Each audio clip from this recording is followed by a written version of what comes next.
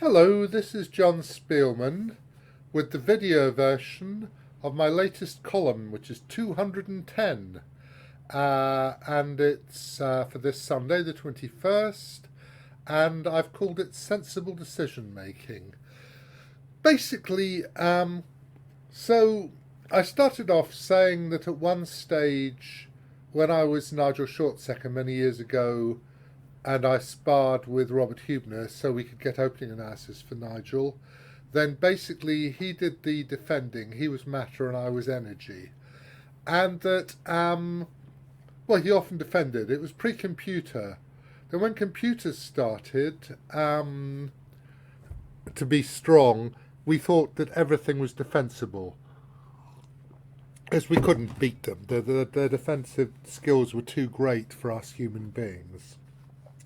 Then there was the era of AlphaZero, which smashed up the best computers of that time, and they were very impressive. And then afterwards, we've now got Stockfish now synthesizes the old search approaches with the Monte Carlo approach, which is AlphaZeros, which is some sort of probabilistic approach. And it's a bit stronger actually than AlphaZero at the moment, or whatever AlphaZero most recent not ancestor progeny is. And anyway, then I was saying excuse me, sorry, as people we can't analyze like computers do. We have to do something sensible. So you have to analyse a reasonable amount given the amount of time you have on the clock and how much energy you've got, because you shouldn't exhaust yourself by trying to analyse if it's beyond your capability.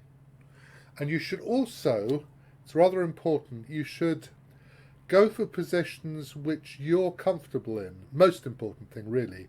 Even if a computer says that some awful position is winning for somebody, if it involves finding three only moves or something in a row, and you don't think you're up to it, or it's difficult, or there are too many things that could happen, then you shouldn't play this position.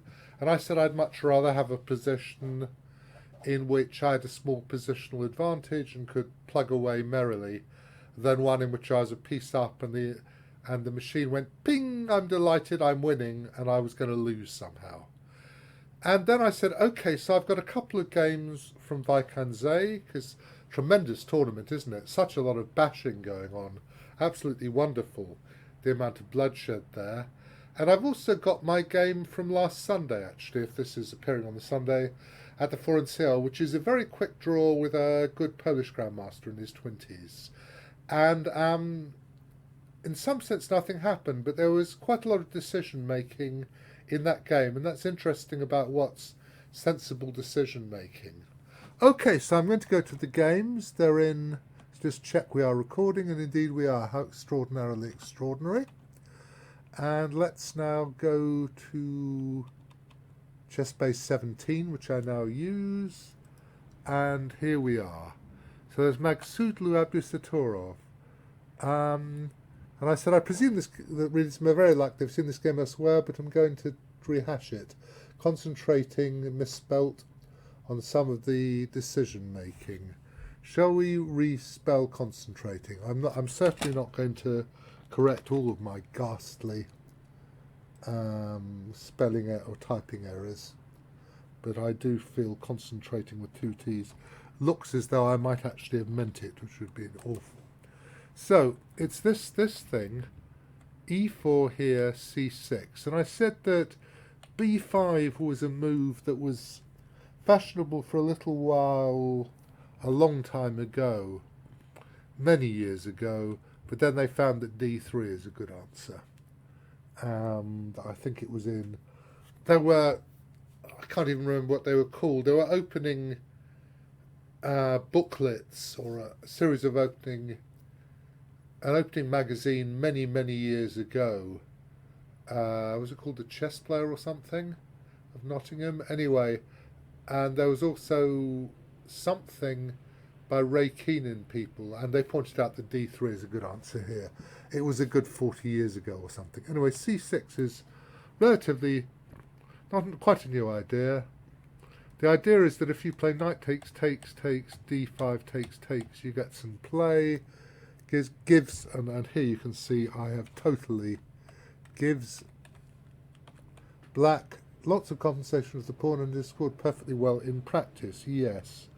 And if knight g3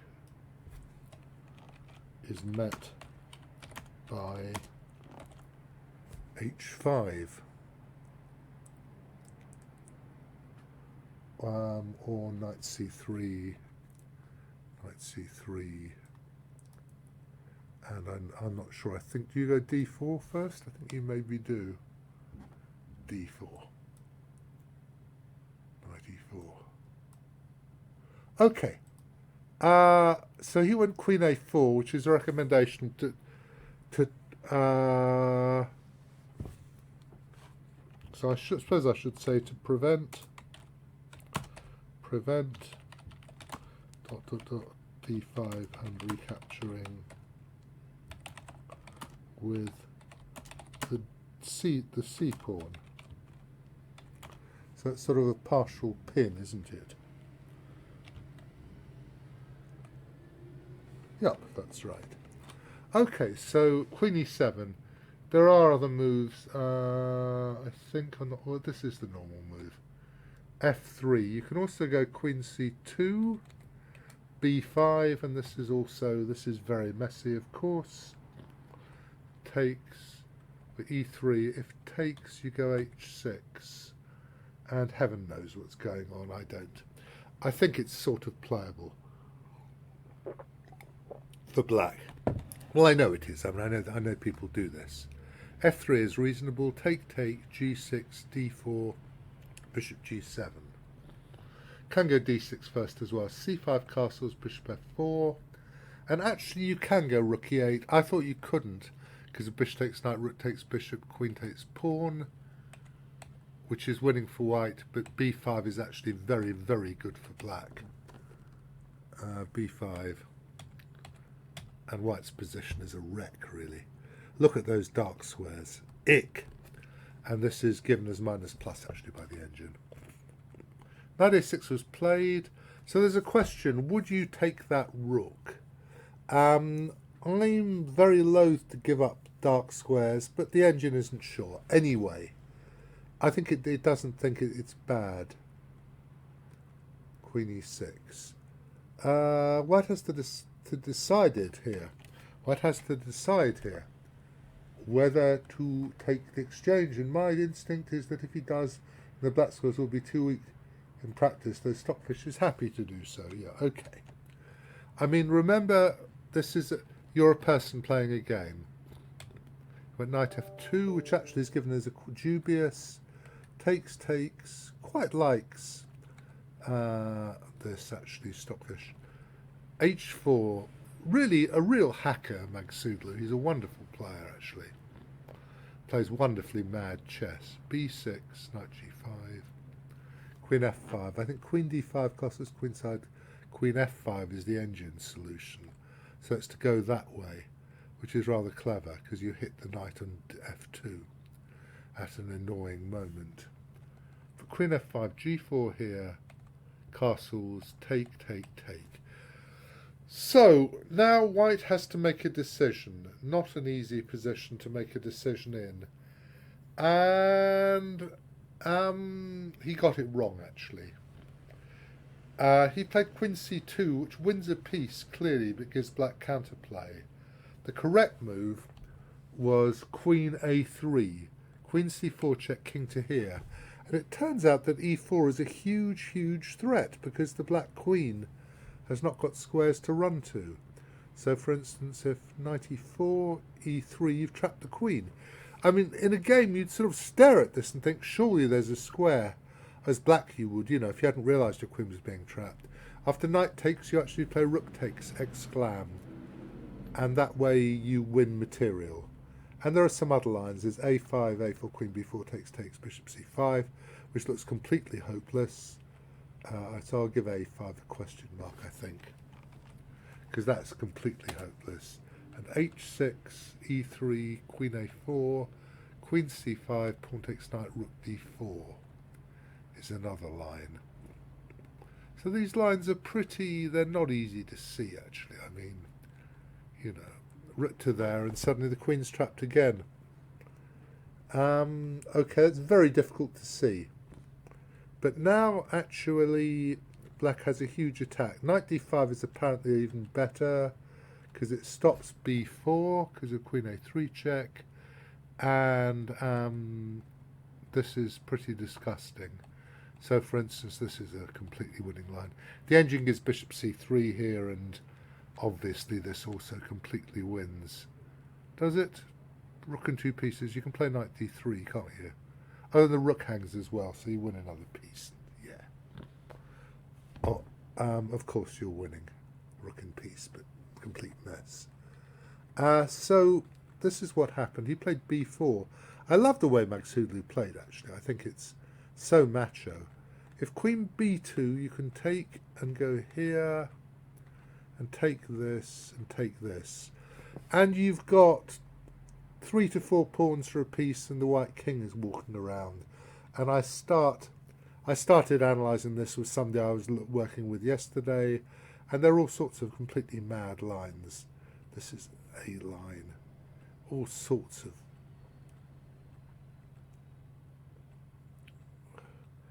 you're looking at this and thinking, what is this all about?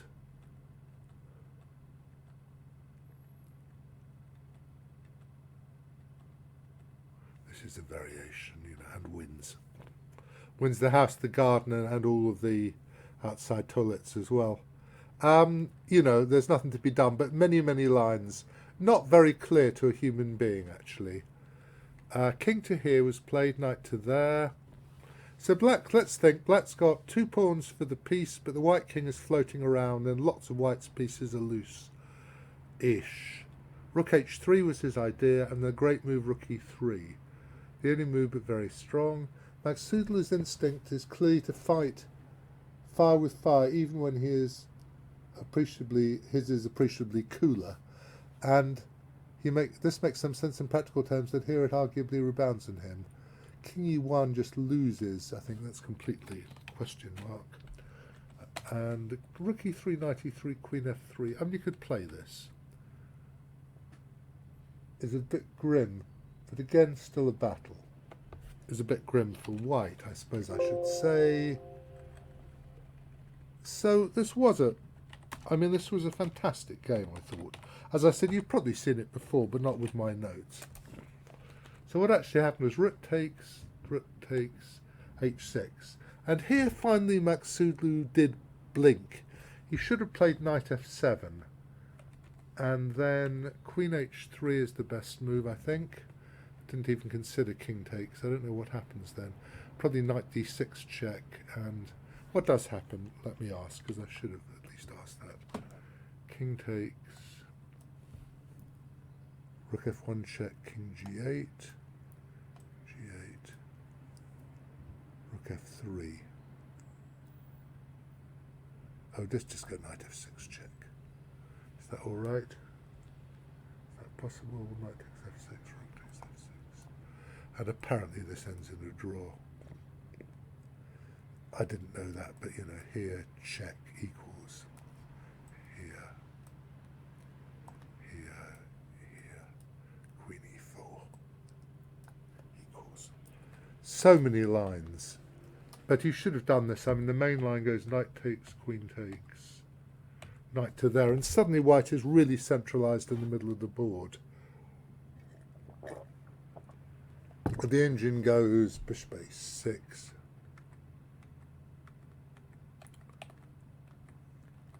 And says that this is apparently black, because this is such a mess that even now I'd have to think about it, you know, to be sure, because white's got all these bits in the centre, and you just look at it and you think, ick. I don't. my normal assessment function doesn't work. But he played knight f3, which is a bit wimbly, and now now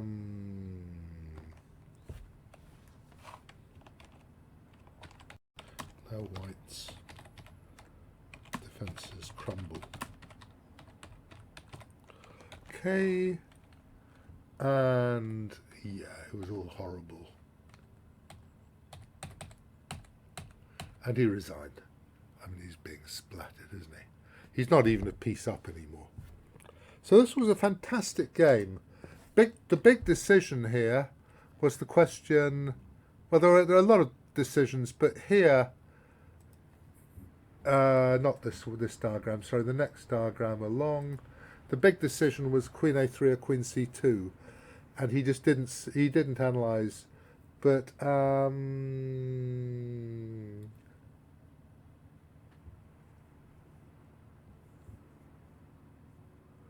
because he can have his cake and eat it. He can have a safe king and win a piece. Okay, that's the first game anyway. Nice game.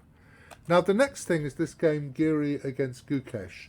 And I really want to get to the... I mean, I can play the moves. We get to this position eventually. Okay. So, sorry. So rook a7 was played. And the question is, what should you do in this position? What's the sensible thing to do at this moment in a game? So rook a7 is one move to defend against rook b7. But after bishop d5, white has a very strong initiative. Why does white have a strong initiative? Because the stupid pawn is an e5. If it was an e6, this position would be dead equal. And they could agree a draw. I mean, well, first you could play rook a1 immediately. But even if you couldn't, if the pawn was an e6, there'd be no problem with f7. There'd be no problem playing g6, and the game would be a draw. They might even shake hands, actually. However, in this position, it is not fun at all for black, because the pawn on e5, not only does it block the bishop, but much more important, well, at least as important, it allows bishop d5 with huge pressure against black's king side. So he played rook a7, and the question is, does black have another way to play which would be sensible? And I believe that, well, things I'm going to... So I've said this here. So what I would play is e4. Bishop takes e4, there's nothing better. Rook a1. I mean, if queen d1, you can still go rook a1, I think, if you want to. No, queen d1. Queen d1, you can play queen c6 and win, sorry. So here, here, here. Take, take. Bishop d5, it stops g6. Now you have to play g5. It's not a very pretty move, but it's all right. I mean, you're going to... The thing is, if this was a blitz game, you'd suffer for a minute or something, 2 minutes. Wouldn't matter. You'd play your moves. Either they'd get you somehow or they wouldn't. If it was a rapid play game, you'd suffer for 10 minutes. Now, in the circumstances of a proper classical chess game, Giri, I said he'd play for millennia.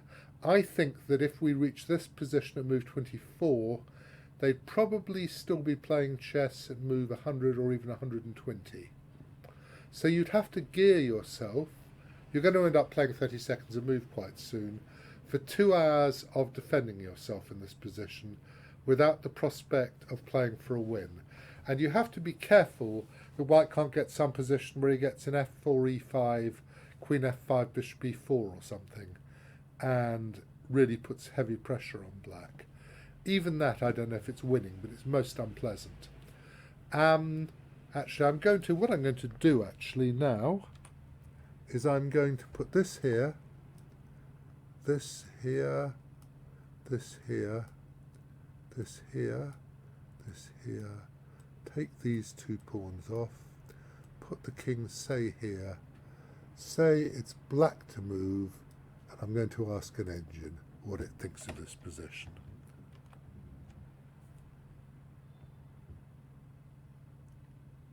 If it doesn't think that's winning, then the position is certainly drawn. No, I'm not going to save that. But that actually, I should have done that earlier. But so if even that isn't winning, then basically white doesn't have many winning chances, because that looked about the best white could get. So essentially, you just have to sit and suffer.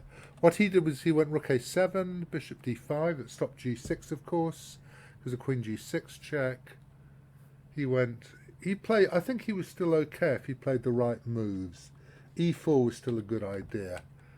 But it only h4, threatened to go h5 and fix the white squares. h5, positionally a good move, but leaving a weakness on there. Rook to there, teeing up to play queen f5 possibly. Rook to there is a mistake. King h8, queen b1, queen d6, bishop b4. There are lots of unpleasant lines. This apparently is just about okay. Just about. And I can believe it, you know, you can see that it should be okay now, because once you play king g7, it's not too bad. But it's really easy, even for a player as strong as Gukesh, to get into big trouble. Queen to there threatens rook b8.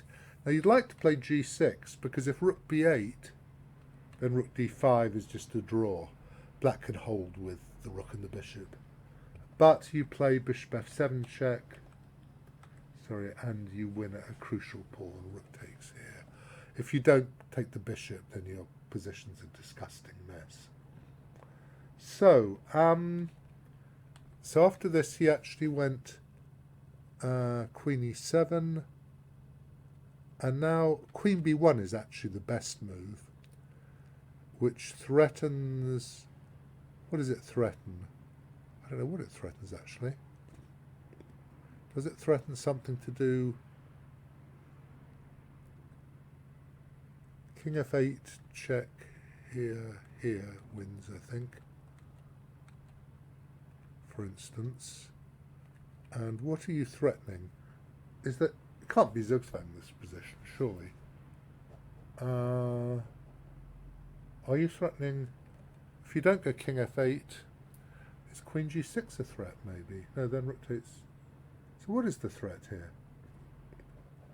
If I played some move like e4, what's he going to do, which is so terrible? I don't know if I have a move. Well, say I played rook, I don't know, rook d8. Then queen f5, queen d7, queen h5. Okay. That's the problem, and you can't take the rook because you go. So threatening queen f5, I think. And if rook d6, still queen f5, queen d8. Now I maybe have to play e4. e4 is a regrettable move because it weakens the diagonal, but here it wins a pawn for nothing. So queen b1. Yeah, I should have. Is even stronger. Threatening queen f5. Sorry, queen f5. Okay.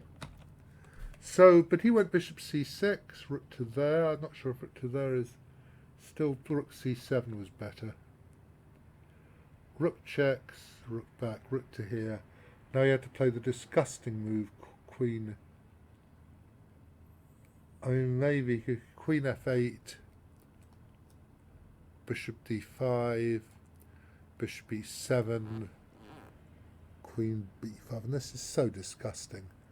How are we actually breaking through? I'm not sure how we're breaking through. It says +4. I don't understand at the moment why that is. Okay, probably just going to go here actually, aren't we? Yes, queen c4. I don't know. g6, queen to here. And we win the e-pawn and black gets 0 counterplay. Horrible, horrible, horrible position. King g7. Queen takes pawn with check. King g8. There's rook b6 one or something. It says e4 now. e4. And you're always going to be a tempo down attacking f2 because f7 is going to go first. This is plus minus. Okay. Fair enough. So he actually had to go queen e6. and after this, white has every chance of winning. Even if this is more or less defensible, in practice you're going to lose it. I'd say you'd score 95%. I thought, as white, at least, well, yeah, I thought that if black had played e4 and just got the rooks off, he would have defended 85% of the time or something. This way he loses almost always, and he did eventually. I mean, who cares? There are probably better defences, but now it's certainly lost. And after some more moves it went. Don't really care. We'll get to the final position. He fiddled around, Giri. He's always going to get his pieces to good squares eventually. No, he's very tied down. That was not a very bright idea, I think. Yeah, if rook e3, you go king g4, threatening bishop e4 check, and rook to there, bishop to there. And there is no defence against rook a6 check. So he won after a few more moves. And here black resigned because he's going to lose the e-pawn. So, good game by Giri, but I think it was foolish of Gukesh, or rather overconfident, to believe that he would be able to defend, whereas after e4 he'd have suffered, but that's how it is. The last game I've got today is my game from last Sunday. It's in some ways a very tedious game. It's against a Polish Grandmaster. He's 27 actually. Nice bloke. We had this fairly short game, but they're just a couple of decisions. Okay, I think you should probably go CD5 and knight c3 here. That's what they normally do. Or d3. D3. Knight bd7, cd5, cd5, knight c3. I went b3, which is okay. And I actually went h3, which perhaps is mildly unnecessary. Just go d3. I mean, the old way that Richard Reti used to play this a million years ago was to go rook a2 and queen a1. Is there a game Reti Capablanca or something? And you get maybe a very slight advantage as white, or maybe not, and the game continues. Anyway, h3, he went bishop f5. I thought he might even take and play d4, because he plays in the Catalan after c4 without d4, he plays d4, this guy. So I thought he might do that, though obviously it's playable anyway. White's got the two bishops, but the pawn on c6 is a bulwark. But he went back and we just got a normal position. h6, of course, to preserve the bishop. And now, I mean, knight bd2 would be the normal thing to do. But I started trying to play for e4. I looked during the game at this. He said in the post-mortem he didn't believe it at all, and I'd missed bishop d5, and I didn't. But actually, the engine says after knight e5, it's basically equal, this position. You've got enough play, and it gives a line like this. So actually, I think, because black's development is so bad, you can do this, in fact, which is interesting. So my instinct wasn't that bad. I think d4 doesn't work because of knight a4 and some incident occurs. So he played knight bd7, and I took and I played e4. And I knew when I did this that I was pushing my luck because d3 is so weak. But I sort of wanted to do it. And once you want to play something in a game, it's quite often a good idea to get on with it and do it rather than agonise and then do it.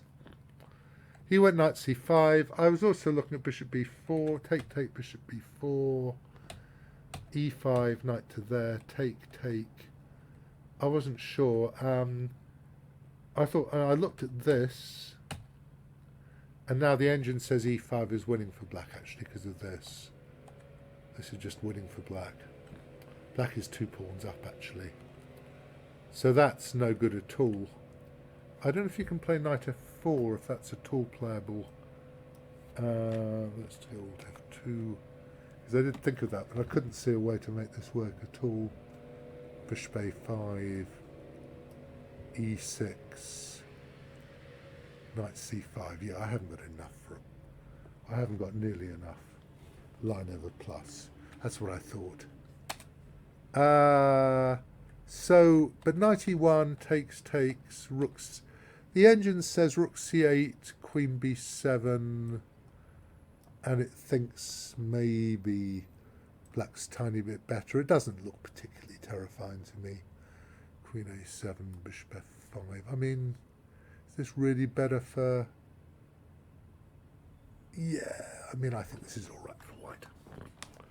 But I played knight d4. He played knight c5 very quickly. I played knight d4.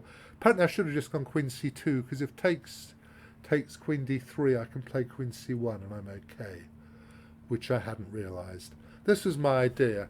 And this is the position he had to make a choice between taking on e4 and playing queen b6, playing queen b6 at once and playing rook e8. My problem is d3 is really weak. When you play the London system, which is sort of as white, well, he's black playing a London system, there's this diagonal and there's this diagonal, and white d3, and so h7 bishop,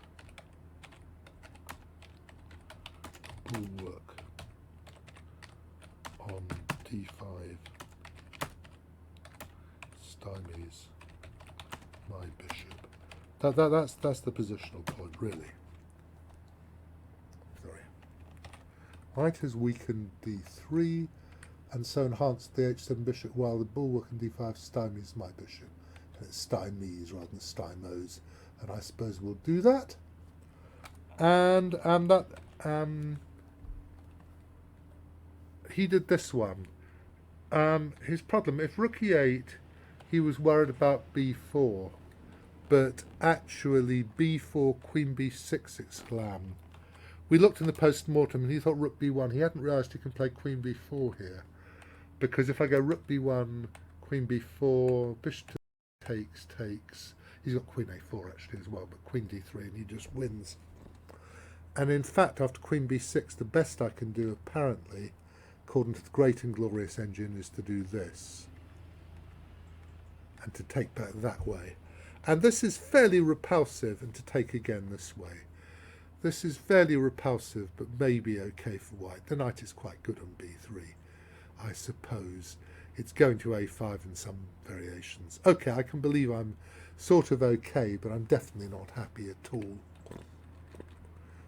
So rook e8 was the best move, and actually, sorry, if rook e8, if knight f5, he can just take as well.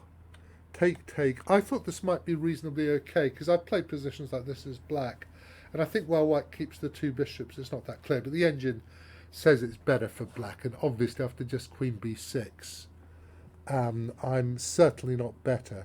I thought I'd play d4 and piddle around and pretend I was okay, but I think it's more a pretense than reality, and he would have been tremendously happy. But the other move is queen b6, and he thought ed5. He believed me that this would be okay, and indeed knight takes b2 loses, basically. This is winning for white, but black goes queen c7, pawn takes pawn, knight takes e1, and the problem is that if I go queen e1, bc6, I don't have enough, and because he gets control of, he's going to get control of e4 quite easily, and he'll have bishop b4 type moves. If I take on b7, he just plays knight takes this, takes, and my white squares are an absolute disgrace.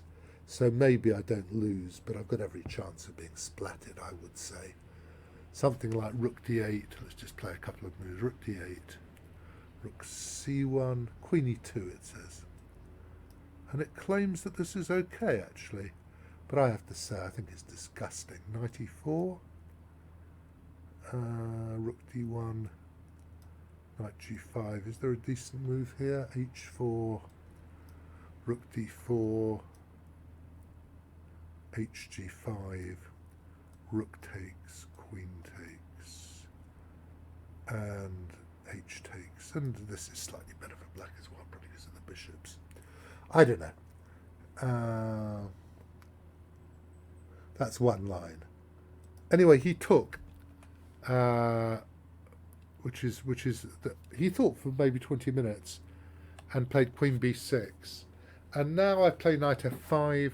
Now my bishop isn't too bad on g2. I know it's stymied by the c pawn, but I have a big tempo. I mean, it talked about playing rook fe8 here, but I mean, rook fe8, I didn't think that was particularly scary. Queen c2 is going to be okay. We probably get the same position. And now I've said without, again, completely without the two d pawns, this is okay for white. Yeah, big difference. And he went knight to there, which I hadn't actually thought of. And that threatens to go bishop f6.